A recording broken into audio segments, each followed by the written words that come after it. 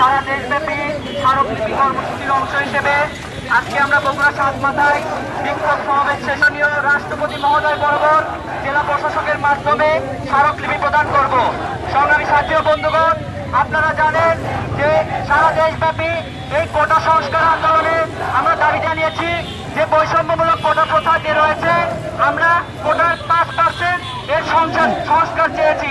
আমরা যতদিন পর্যন্ত সংস্কার না হবে আমরা রাজপথে থাকবো এবং আমরা বলেছি যে 48 ঘন্টার মধ্যে মাননীয় রাষ্ট্রপতি মহোদয় বরাবর স্মারকলিপি প্রদানের পর 48 ঘন্টা পর্যন্ত আমরা দেখবো, তারপর পরবর্তী কর্মসূচি আমরা ঘোষণা করব।